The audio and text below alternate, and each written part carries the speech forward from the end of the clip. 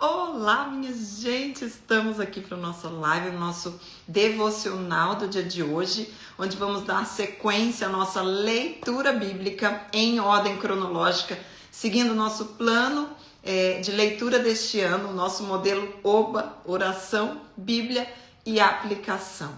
Então, é uma grande alegria, né? Boa noite, né, gente? Podemos estar aqui para a gente fazer essa leitura, vamos fazer juntos a leitura aqui e depois completar o nosso caderno, o nosso devocional, que estamos construindo o nosso devocional, né?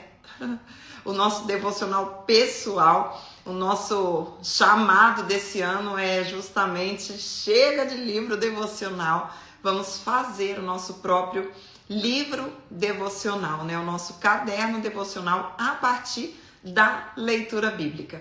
Então isso é maravilhoso demais, né, gente? Glória a Deus por isso. Então vamos lá, vamos orar, dar graças a Deus e já deixa aí o teu caderno, né? O teu caderninho de anotação para que a gente possa aproveitar esse tempo.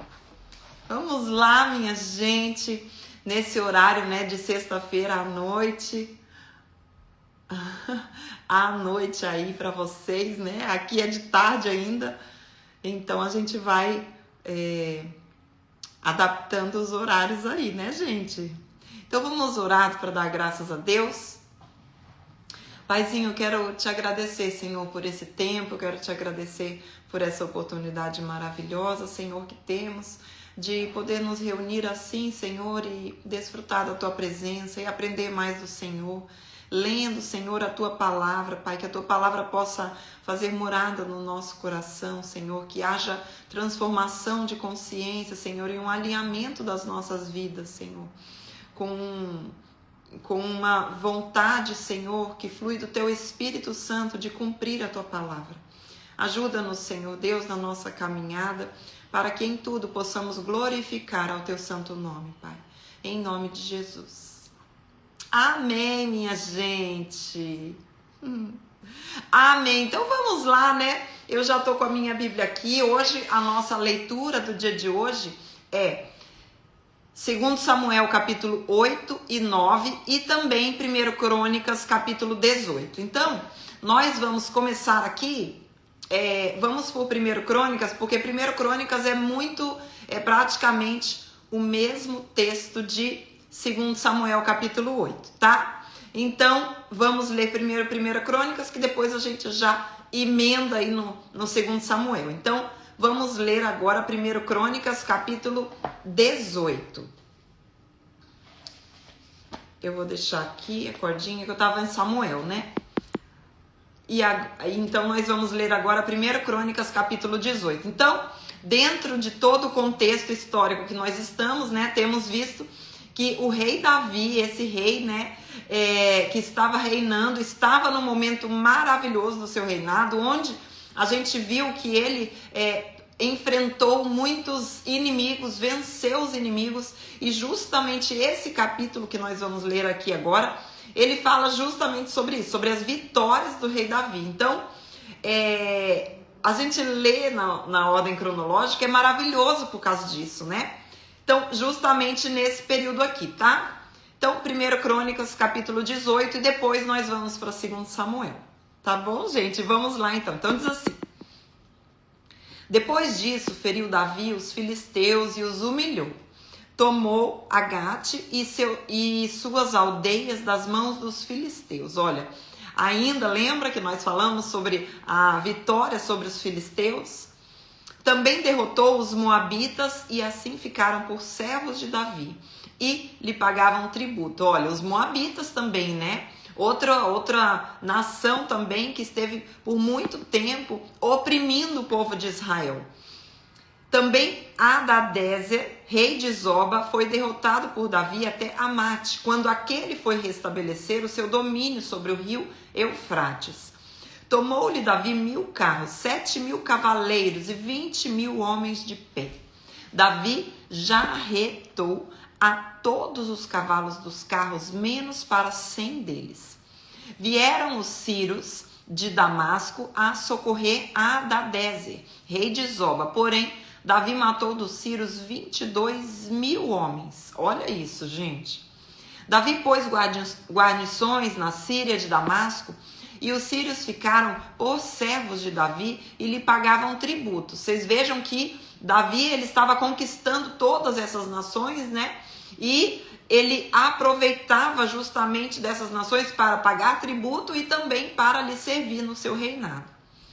Por onde quer que ia. Versículo 7 diz assim: tomou Davi os escudos de ouro que havia com os oficiais de Hadadezer e os trouxe a Jerusalém. Olha, esse versículo aqui é interessante, mais pra frente eu vou falar sobre ele. Mais pra frente eu vou falar sobre esse versículo aqui. Veja, Davi tomou os escudos de ouro que havia com os oficiais. Esses escudos de ouro aqui, Davi usou para reservar para o material que seria utilizado na construção do templo de Israel com o seu filho. Então é muito interessante esse versículo aqui. Depois eu vou resgatar esse versículo lá na hora que nós estivermos falando sobre isso. Então ele continua e diz assim, versículo 8. Também de Tibate e de Cum, cidades de Hadadezer, tomou Davi muito grande quantidade de bronze, de que Salomão fez um mar de bronze, as colunas e os utensílios de bronze. Olha isso. Tudo isso aqui, todos esses materiais, Davi estava guardando, né? Para quê? Para a construção do tabernáculo. Isso é muito interessante da gente entender, porque Davi quis construir. Lembra que ele disse que queria construir o tabernáculo, mas Deus falou: não, você não vai construir. Quem vai construir será o seu filho, né? Você derramou muito sangue, então você entrou em muitas guerras. O reinado do seu filho Salomão é que vai construir o templo, tá? Mas Davi, durante o seu período, ele fez o quê? Ele foi juntando todo esse material. E diz assim: ouvindo Tou, rei de Amate, que Davi derrotara a todo o exército de Hadadezer, rei de Zoba, mandou seu filho Adorão ao rei Davi, para o saudar e congratular-se com ele por haver pelejado contra Hadadezer e por havê-lo ferido, porque Hadadezer fazia guerra a Tou. Adorão trouxe consigo objetos de ouro, de prata e de bronze, os quais também o rei Davi consagrou ao Senhor. Olha isso. Então ele recebeu material de ouro, prata e bronze. Olha isso aqui, gente. Né? Então ele guardou tudo, consagrou tudo isso para quê? Para usar lá, olha lá. Os quais também o rei Davi consagrou ao Senhor juntamente com a prata, o ouro, que trouxera de outras mais nações. Olha aqui. De Edom, de Moabe, dos filhos de Amon, dos filisteus e Amaleque. Também Abissai, filho de Zeruia, feriu a 18.000 edomitas no vale do Sal, e pôs guarnições em Edom, e todos os edomitas ficaram por servos de Davi.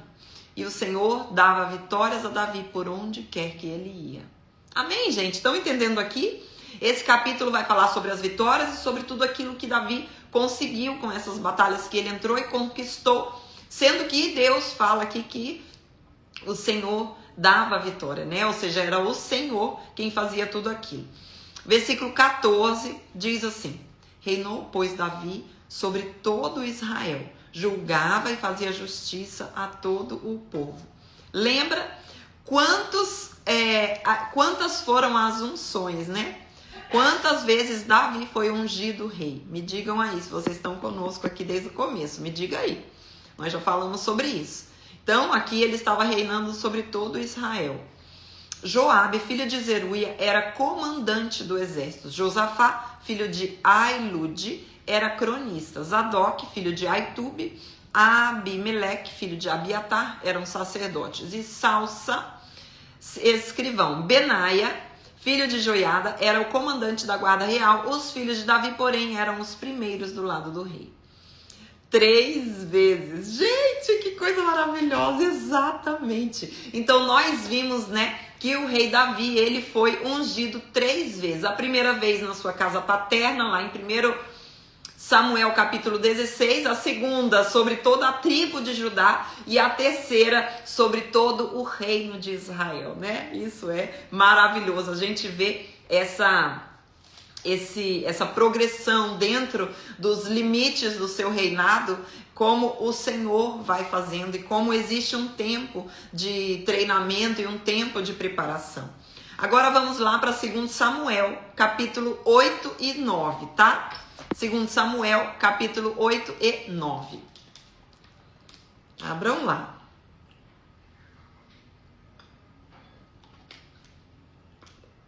Diz assim, ó. Depois disso, então esse texto aqui de 2 Samuel capítulo 8, ele traz o mesmo conteúdo que nós acabamos de ler lá em 1 Crônicas capítulo 18, tá? Então ele está aqui junto, agora a gente vai ler sobre essa ótica aqui do livro de Samuel. E diz assim: depois disso, feriu Davi os filisteus e os sujeitou, e tomou às suas mãos as rédeas da metrópole. Também derrotou os moabitas, fê-los deitar em terra e os mediu 2 vezes um cordel para os matar, 1 vez um cordel para os deixar com vida. Assim, ficaram os moabitas por servos de Davi e lhe pagavam tributo, né? Como nós vimos, eles pagavam tributos, né? Ou eles pagavam... esqueci a palavra. Impostos, né? Então diz assim, versículo 3. Também Hadadezer, filho de Reobe, rei de Zobá, foi derrotado por Davi quando aquele foi restabelecer o seu domínio sobre o rio Eufrates. Tomou-lhe Davi 1.700 cavaleiros e 20.000 homens a pé. Davi já arretou todos os cavalos dos carros, menos para 100 deles. Vieram os sírios de Damasco a socorrer Hadadezer, rei de Zobá. Porém, Davi matou os sírios 22.000 homens. Davi pôs guarnições na Síria de Damasco e os sírios ficaram por servos de Davi e lhe pagavam tributo. E o Senhor dava vitórias a Davi, né? Nós acabamos de ler isso lá em Crônicas, olha isso. Por onde quer que ele ia. Tomou Davi os escudos de ouro, lembra que nós falamos para até grifar lá em 1 Crônicas, né? Aqui aparece também. Tomou Davi os escudos de ouro que havia com oficiais de Hadadezer e os trouxe a Jerusalém. Tomou mais o rei Davi muito grande quantidade de bronze de Betá e de Berotai, cidade de Hadadezer. Então, ouvindo Toi, rei de Amate, que Davi derrotara todo o exército de Hadadezer, mandou seu filho Jorão ao rei Davi, para o saudar e congratular-se com ele por haver pelejado contra Hadadezer e por havê-lo ferido, porque Hadadezer de contínuo fazia guerra com Toi. Jorão trouxe consigo objetos de prata, de ouro, de bronze, os quais também o rei Davi consagrou ao Senhor, juntamente com a prata, o ouro que já havia consagrado de todas as nações que as sujeitara. Da Síria, de Moabe, dos filhos de Amon, dos filisteus, de Ameleque, dos despojos de Hadadezer, filho de Reobe, rei de Zobá. Ganhou Davi renome, quando, ao voltar de ferir os sírios, matou 18.000 homens no Vale do Sal. Olha isso aqui.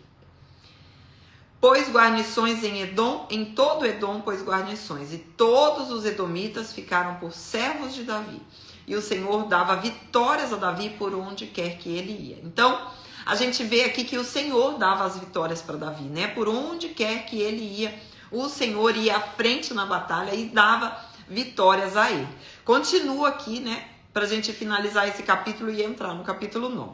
Então, versículo 15 do capítulo 8 de 2 Samuel. Fala assim: reinou, pois, Davi sobre todo Israel. Julgava e fazia justiça a todo o seu povo. Tá vendo que momento estamos? Diante do reinado sobre toda a nação de Israel, Davi, né? Ele conseguiu, então, finalmente unificar todas as 12 tribos e nesse momento do reinado de Davi, nós temos uma nação muito forte e poderosa. Joabe, filho de Zeruia, era comandante do exército. Josafá, filho de Ailude, era cronista. Zadok, filho de Aitube, e Aimeleque, filho de Abiatá, eram sacerdotes, e Seraías, escrivão. E Benaia, filho de Joiada, era o comandante da guarda real. Os filhos de Davi, porém, eram seus ministros. Então, nós vemos aqui, né? Até aqui, a gente viu, então, os capítulos que nós lemos hoje, que são praticamente, né, o mesmo conteúdo da história, dentro da história cronológica. A gente viu que 1 Crônicas capítulo 18 e 2 Samuel capítulo 8, eles trazem para nós esse mesmo momento. É o texto que vai falar justamente sobre as vitórias de Davi sobre essas nações que durante muito tempo oprimiram o povo, né? Desde a entrada do povo na terra prometida, que Deus tinha dito para que eles entrassem e eliminassem esses povos, né, sobre a terra. Eles não fizeram isso desde a época dos juízes, né? O rei Saul também não se preocupou com isso. Então, a gente vê que finalmente aqui no reinado de Davi, ele consegue fazer isso, né? Ele finalmente, ele vence esses inimigos, ele coloca esses inimigos como seus servos, então o reino avança. Tá? Então esse é o momento, e agora, gente, diante desse momento, muita coisa vai acontecer.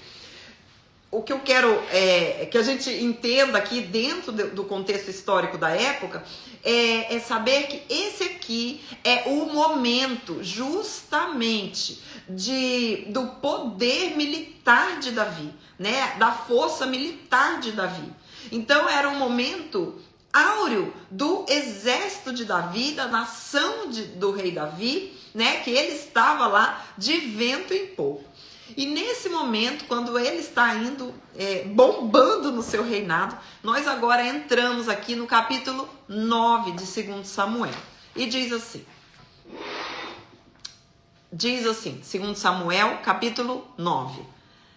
Disse Davi, dentro desse momento que nós acabamos de falar. Então ele diz assim, disse Davi, resta ainda porventura alguém da casa de Saul para que eu use de bondade para com ele, por amor de Jonatas? Gente, esse capítulo aqui, meu Deus, eu sou apaixonada por esse capítulo aqui de 2 Samuel. 2 Samuel, capítulo 9. Então, e eu gosto muito da gente entender, da gente ler isso daqui com esse contexto e com esse entendimento. Qual entendimento? Que o rei Davi era o cara.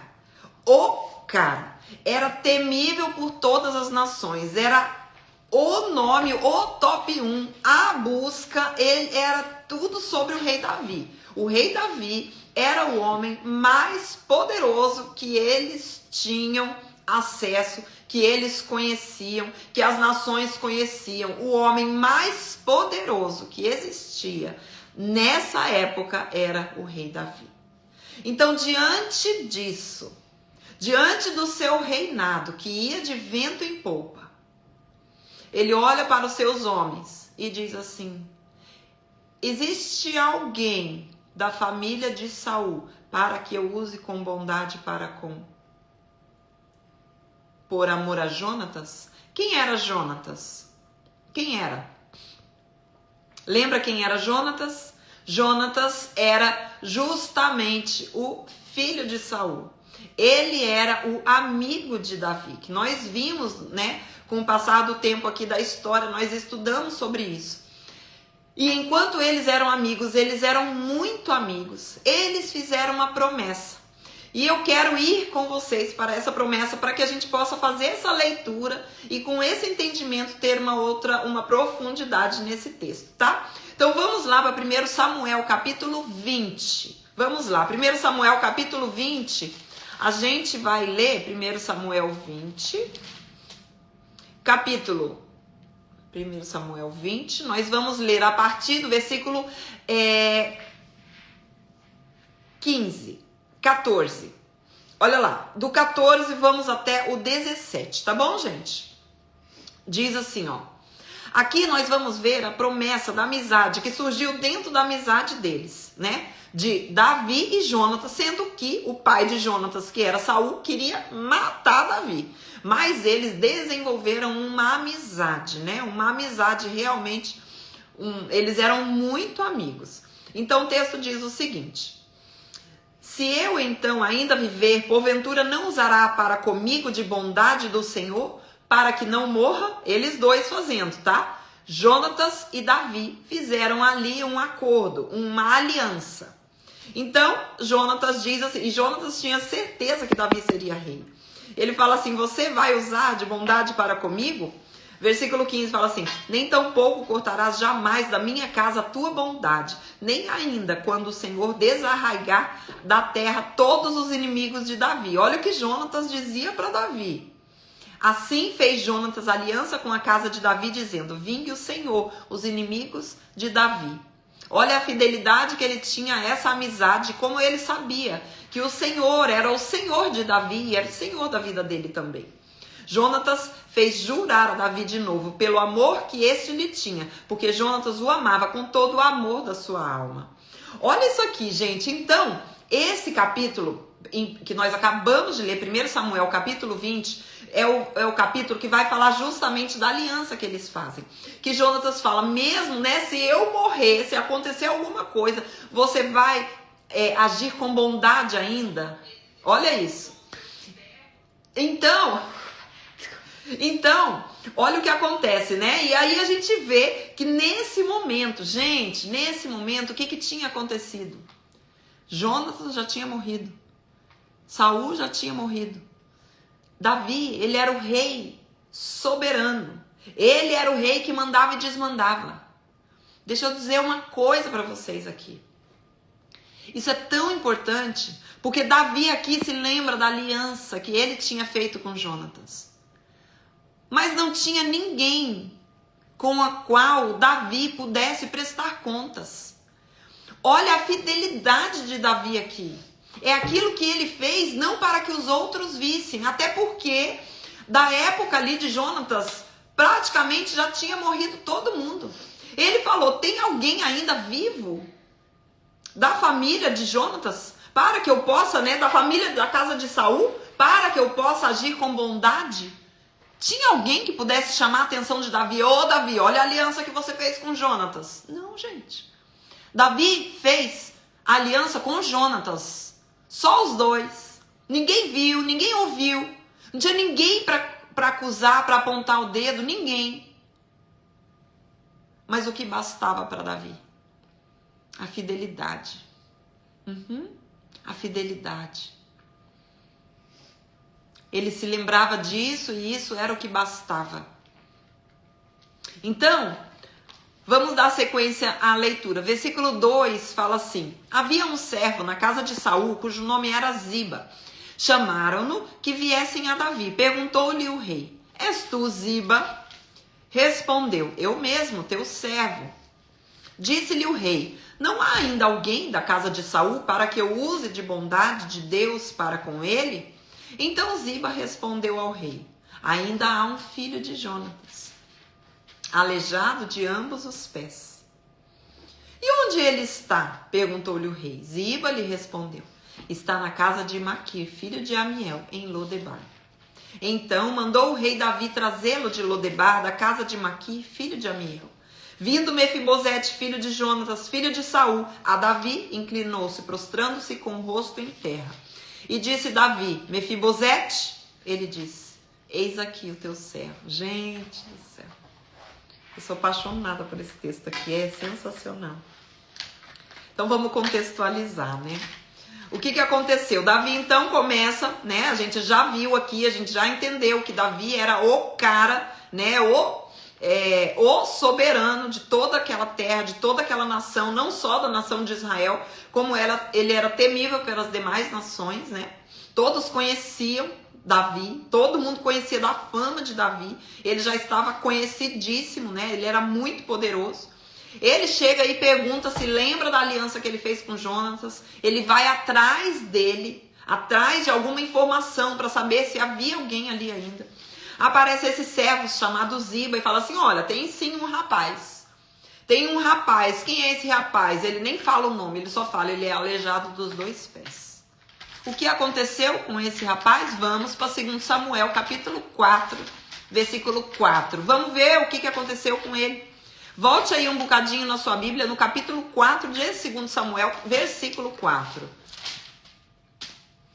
Nesse momento da história de 2 Samuel, capítulo 4, nós já passamos, né? E foi justamente no momento da morte, né, desse filho de Saul, chamado Isbosete. Então, tinham morrido já todos aqueles filhos de Saul. Olha isso aqui. Versículo 4 de 2 Samuel 4 diz assim: Jonatas, filho de Saul, tinha um filho aleijado dos pés. Era da idade de 5 anos, quando de Jezreel chegaram as notícias da morte de Saul e de Jonatas. Então, a sua ama, vamos dizer assim, a sua babá, o tomou e fugiu. Sucedeu que, apressando-se ela a fugir, ele caiu e ficou manco. O seu nome era Mefibosete. Vamos voltar lá, 2 Samuel capítulo 9. Então, a gente vê que o filho de Jonatas se chamava Mefibosete. E naquele momento onde morreu, o rei Saul e Jonatas, o que acontecia, gente? Por que houve tudo isso? Porque quando um rei morria, eles faziam o quê? Para que viesse a próxima dinastia, eles matavam todos da família daquele rei para que ninguém se levantasse. Então, o que aquela ama fez? Vão tentar matar esse menino. Então, aquela babá pegou aquele menino e saiu no alvoroço correndo. O menino caiu com 5 anos de idade e ficou aleijado dos 2 pés, as 2 pernas. Então aqui ele já era um homem, a gente vê que já tinham passado aí muitos anos e aqui ele já era um homem e ele estava vivendo numa cidade chamada Lodebar. Esse nome Lodebar, ele significa terra do esquecimento. Terra do esquecimento ou lugar sem pasto. Esse é o significado do nome dessa terra, Lodebar. Terra do esquecimento ou lugar sem pasto. E justamente era isso que identificava a vida que Mefibosete levava ali. Se a gente parar para ver, o menino manco dos 2 pés, ele não tinha mais família, ele não tinha mais ninguém. E ele estava numa terra que se chamava Terra do Esquecimento. Era assim, tal qual o nome da terra que ele morava era a vida que ele talvez levava. Ele talvez tinha uma vida assim, esquecida. Ele falou, meu Deus, o que vai ser? Que esperança eu tenho? Que futuro eu tenho? Eu não posso sair daqui, porque se me descobrem ainda vão querer me matar. Porque eles matam todos aqueles, toda a família do rei anterior. Então, ele fala, eu não tenho para onde ir, até porque eu estou arrastando as 2 pernas.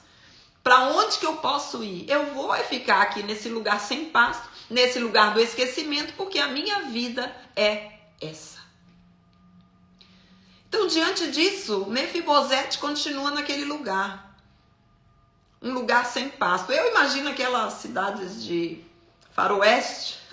Eu não sei porquê, gente. Sempre que eu penso em Lodebar, me vem essa imagem daqueles filmes, de Hollywood. Ai, gente. De faroeste. E aparece isso daqui. Mas a gente vê que Davi manda buscar esse menino. Vai lá e busca esse menino.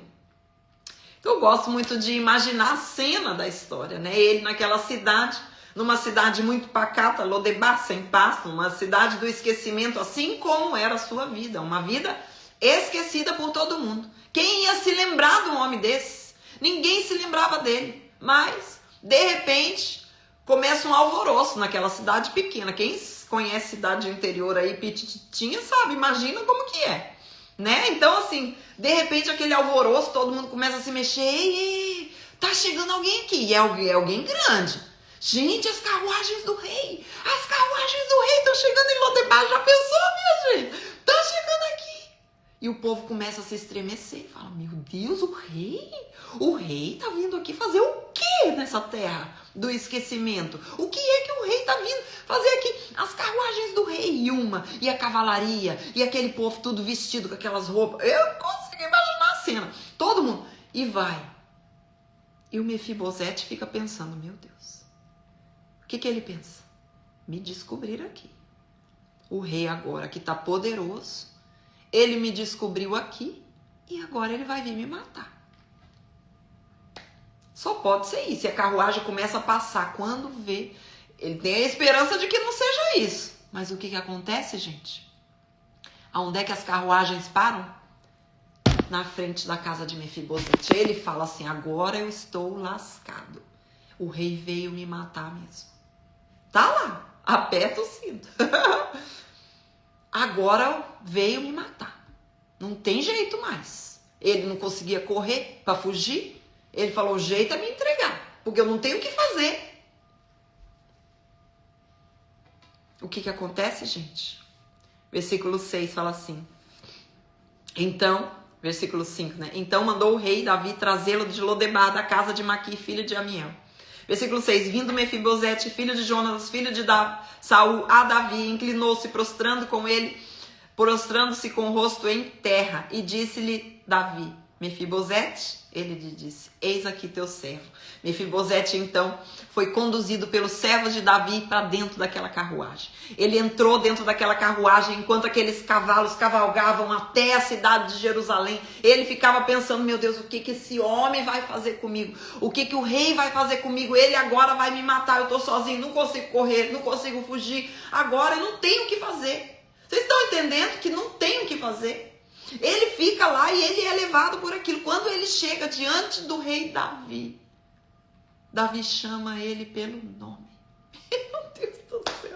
Vindo Mefibosete, disse Davi, Mefibosete, já pensou? Ele ouvia o rei, o homem mais poderoso do mundo, chamá-lo pelo nome. Gente, vai armazenando as informações aí. Chamando aquele homem que estava na cidade do esquecimento.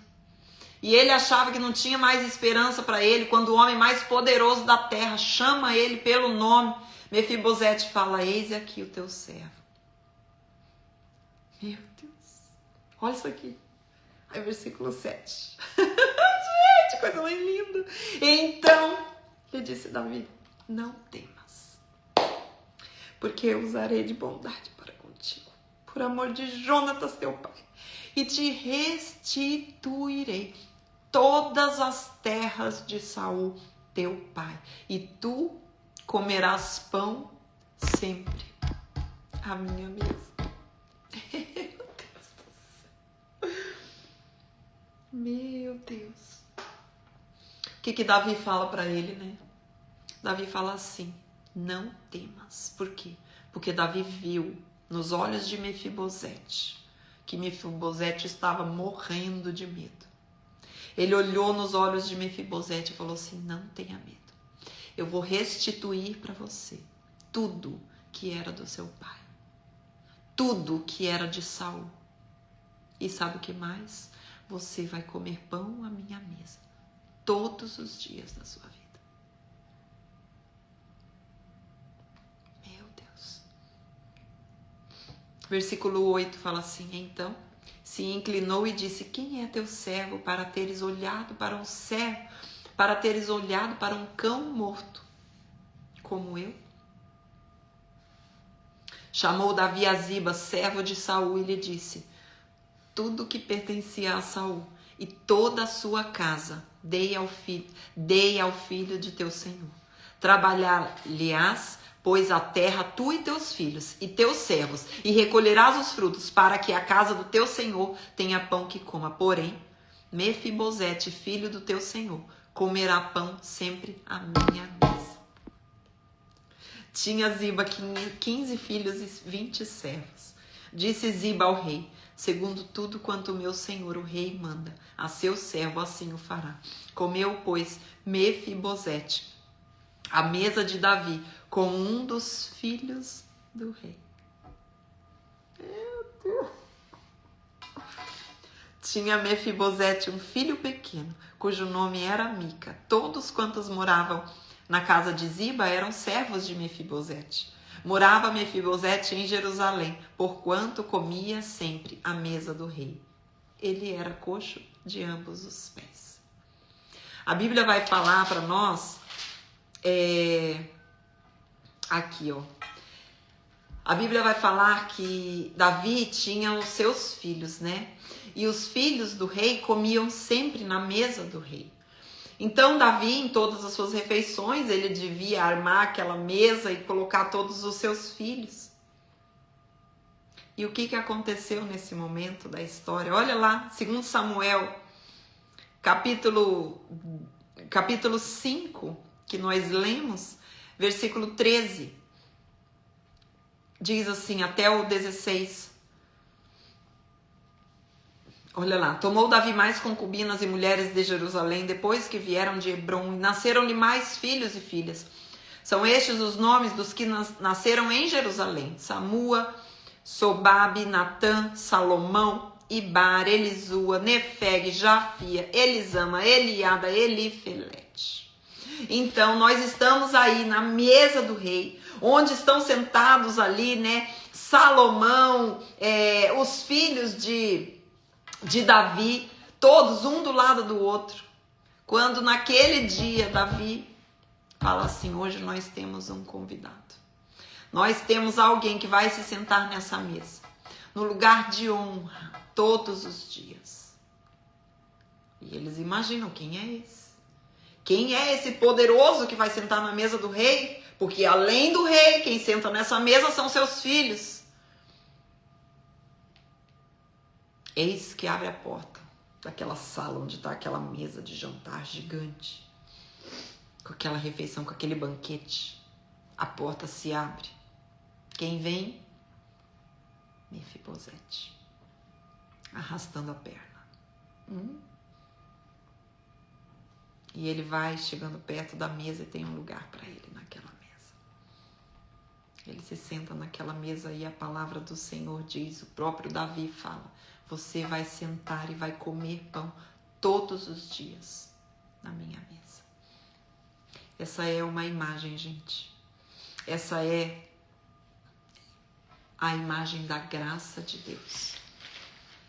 Ninguém podia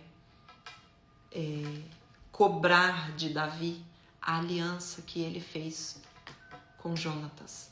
Ninguém podia, ninguém sabia.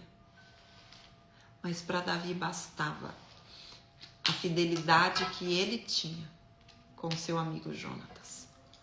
Ele foi lá, ele chamou Jonatas. E ele não deixou com que Jonatas estivesse apenas ali perto ou ficasse junto com Ziba. Não. Ele falou: você vai sentar na minha mesa. Essa é a ilustração da graça de Deus sobre as nossas vidas. Onde nós não somos merecedores de tamanha graça. E onde Deus, o Pai, Rei dos reis e Senhor dos senhores, o Rei sobre todo o mundo, Rei dos reis, ele nos convida pela sua graça, sem que nós tenhamos qualquer tipo de merecimento, a sentar na mesa do banquete do rei. Essa história de Mefibosete é a nossa história. Mefibosete, marcado pela sua queda. Nós todos somos marcados pelo pecado. Todos somos marcados pelo pecado. Todos nós entramos neste lugar, marcados pelo pecado, arrastando a perna. Mas nesse lugar, nesse banquete, lá está o nosso nome.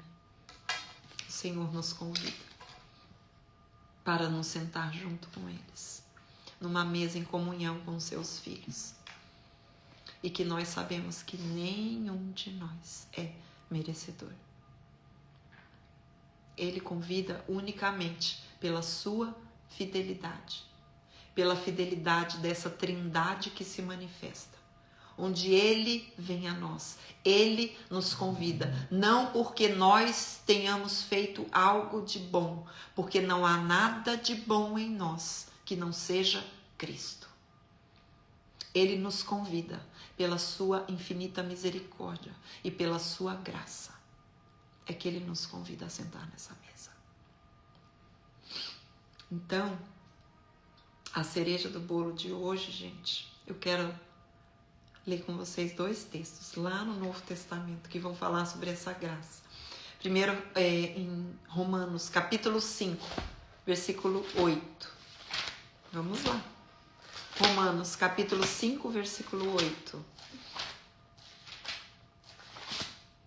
Que diz assim: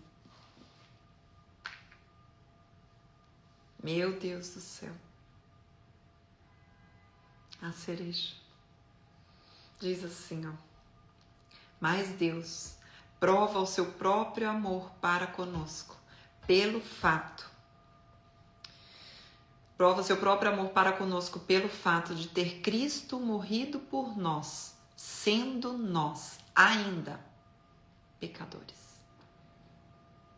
Vocês estão vendo?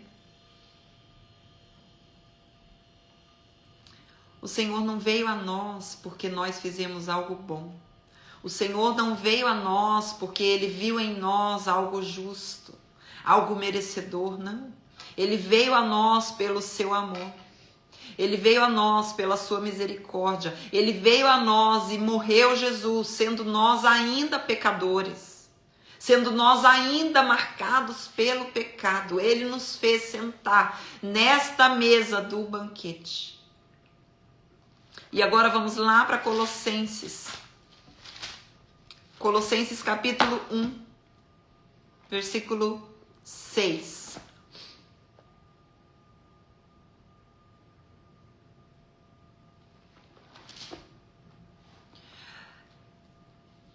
Colossenses capítulo 1, versículo 6 fala assim, ó. Chegou até vós, como também em todo o mundo está produzindo fruto e crescendo. Tal acontece entre vós. E agora aqui o finalzinho. Desde o dia em que ouvistes e entendestes a graça de Deus na verdade, segundo fostes instruído por Epáfras, nosso amado conservo, e quanto a vós outros, fiel ministro de Cristo. O que a gente precisa entender sobre isso daqui, né? É que nós precisamos entender o que é a graça de Deus derramada sobre as nossas vidas. A graça é um bem que nós não merecemos. Nós não merecemos.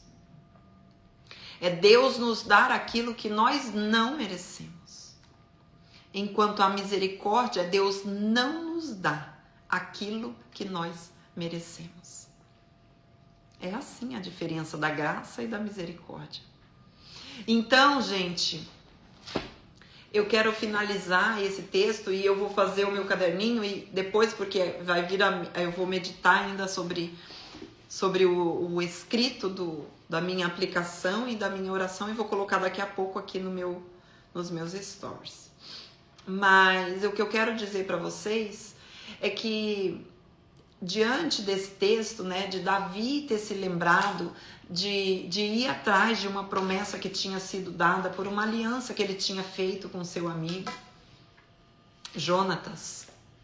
E eu consigo ver aqui, assim, imaginar essa cena, e eu consigo imaginar Davi nesse momento e como ele usou realmente de bondade para com Mefibosete. E talvez naquele momento que ele chamou Mefibosete para sentar na mesa do rei, talvez, como a gente diga tantas vezes, né? Passou um filme na cabeça de Davi. Onde ele se lembrou, quando nós lemos em 1 Samuel, capítulo 16, do versículo 11 ao versículo 13. Quando estavam passando diante do profeta Samuel, todos os filhos de Jessé. Passaram todos os filhos, todos aqueles com caras de rei. E o Senhor falou, não é nenhum desses. O Samuel falou, mas você não tem mais nenhum filho? Aí Jessé foi, fez a contagem. Ah, tá faltando um mesmo. Tá faltando um. Meu Deus! Tá faltando. É verdade. Eu vou mandar buscar. Porque tem um que também foi esquecido. E ele fala, vem Davi. E Davi vem. Davi não viveu em Lodebar. Mas a gente vê na vida dele que ele também viveu esse tempo. Então ele sabia o que era sair da terra do esquecimento e sentar no banquete da mesa do rei. Esse é o nosso Deus. Esse é o nosso Deus que nos traz, sem a gente merecer. que não nos deixa nesse lugar do esquecimento. Ele nos traz para sentar à mesa do Rei. Amém? Que Deus abençoe. Então, eu vou fazer aqui o meu oba e vou postar nos meus stories, tá bom? Vocês façam aí de vocês, né? Esse tempo de meditação, eu fico bastante tempo aqui, né? Meditando na palavra. E pra gente trazer, né? Então, eu vou fazer isso. Façam aí também vocês, porque esse tempo é muito importante pra gente assimilar aquilo que nós lemos e estudamos no dia de hoje. Tá bom? Então, um beijo, Deus abençoe e até o próximo. Depois eu vou colocar a agenda dos próximos, tá bom, gente? Ai, ai.